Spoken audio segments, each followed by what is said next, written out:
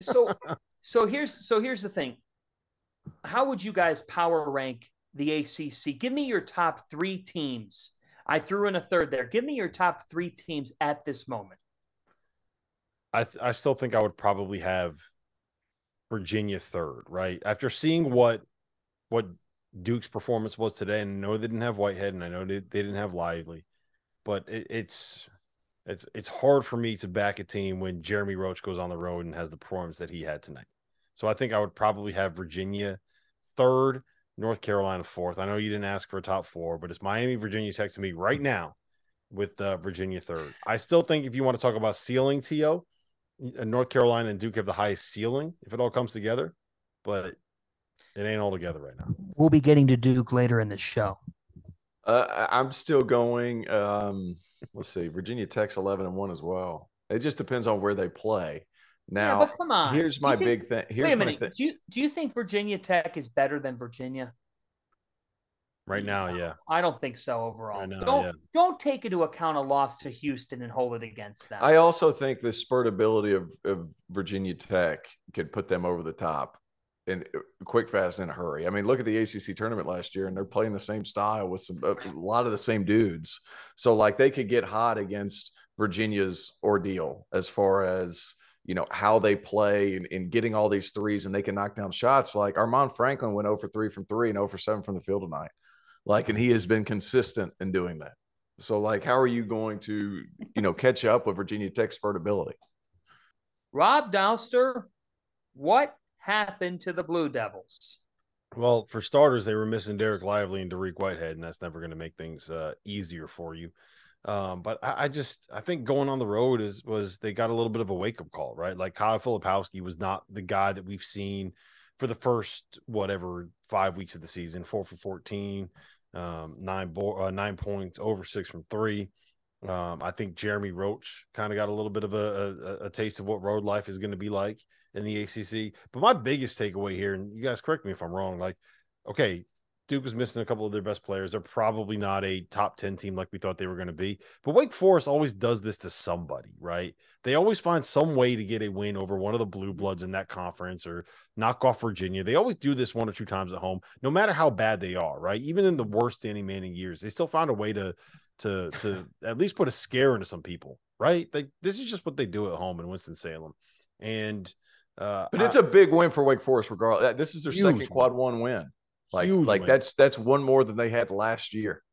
Mm-hmm. This is the kind of win that could honestly, like when we come down to Selection Sunday, this is the kind of win that can get you on the right side of the bubble. And it's the kind of win that could take you from being in a playing game to being outside of a playing game to being like a 10 or 11 seed, right? 100%. And Tyree Appleby was huge in this game. He comes up big, as you would expect him to do so. Steve Forbes has a bucket in him.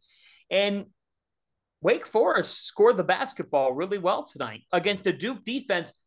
Look, Lively, Whitehead or not, Duke's defended. It's really been a given that they're going to play defense no matter who's out there because they've had that length and they've disrupted what teams are trying to do offensively. So you give Steve Forbes a lot of credit. Steve Forbes has changed the complexion of Wake Forest rather quickly. He's a really good coach. And when you take a look at how in sync that they were tonight, you're able to score 81 points. Look, it's a team that they got an opportunity tonight to beat Duke. When you get Duke, Carolina, Virginia Tech in your building, and for that matter, Miami, in the ACC this year, if you're a team that's around the bubble conversation, you're going to have to win those games because it's what separates you from making it and missing it. And tonight, Wake Forest capitalized. They salvaged the opportunity, and you got to give a lot of credit to what Wake did defensively on Jeremy Roach. They cut off the head of the snake. How worried are you guys about that? Like about kind of Roach in general? Because I mean, Fancy, you were pessimistic on him in the season. You caught some unnecessary flack from Duke fans, but he hasn't been. He's had moments. I'm not surprised at all. He hasn't taken that leap that I think a lot of people thought that he was going to take. Right? Yeah. I thought he would take a huge leap. I really did, because he was kind of that recurring theme. But guys, let's keep in mind, like, he hasn't been awful. He just hasn't shot the ball well. I mean, he's 13, 3.5, and 2.5. So, I mean, those aren't terrible numbers. And he's getting those 3.5 assists without two of his better players.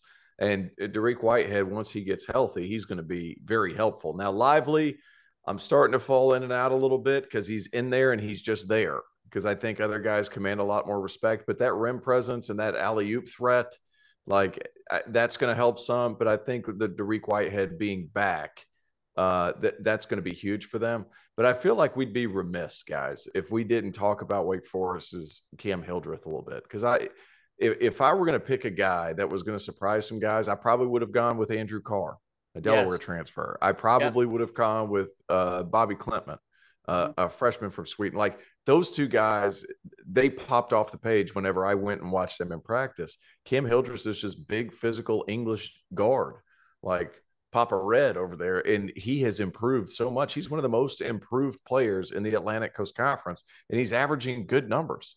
Right at 12 and 6 boards as a point guard. He's 6'4", 200. Like, he's a big dude, and he's rebounding and giving them value in other ways than just scoring. And this little 6-foot floater, I talked to a friend of mine, Ashley Hamilton. He's a British guy that I played against years ago. He played at Loyola Marymount, and he ended up being a really good player. He called me when Cam committed. He was like, hey, he might not be good his first year, but he just finds a way. And he's big, he's strong, and he just finds a way. And boy, has he ever. And he is that reliable player beside a Tyree Appleby, who's a bit of a lightning rod, guys. Tyree Appleby's a bit of a lightning rod.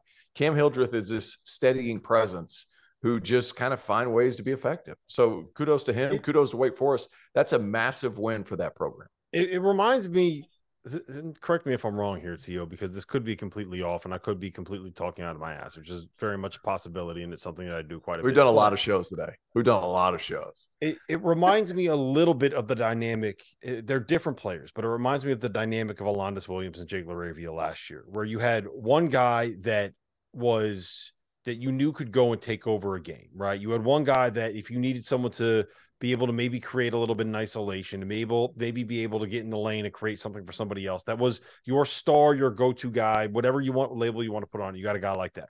Then you had this other guy that would just kind of made everything else work because he could do a lot of things well, right? So you kind of have that. It's almost like a Batman and a Robin in a sense. Yeah, to a point. Yeah, absolutely. Where Batman's jumping off the buildings, Robin's down there with the safety net kind of deal. Yes. Yeah, and tonight, don't forget about Matthew Marsh. Yeah, the big Brit man, big Brit. He went 5 for 5 tonight. He did not miss, and he looks right around the rim. But at 7'1", like, he's a guy who's taken a leap as well. They have developed. Their pieces have developed. Has there ever been a college basketball team that had 2 British stars on it, 2 British starters? I don't know about that. I'm sure there has been. I'm sure there's a lot of good players. You know what? We got to get these guys on, because I want to know what their first reaction was the first time that they met Forbes. Forbes said? What was it Forbes said after? What was it Forbes said after? He said he's sitting with beans and mash? Yeah. Bangers and mash? Yeah, bangers and mash. Sorry, bangers and mash. Like, yeah, he had him beside him. I thought that was pretty cool. No, I've never watched Batman, but you get my drift. You knew what I was saying back there. Just imagine Forbes going over to Crowy, England, and sitting down with Matthew Marsh's family and having a cup of tea. I really like that image in your head. I really like Forbes. Like, I'd like to hit a buffet with him. He's on a diet now, man. Is he? Yeah. Is he? Well, if he crossed me, wouldn't be. I'll tell you that much. I will take a break. The chat is really enjoying the fact that Tio just said beans and mash. Bangers and mash. My bad. It's so bad. Tires.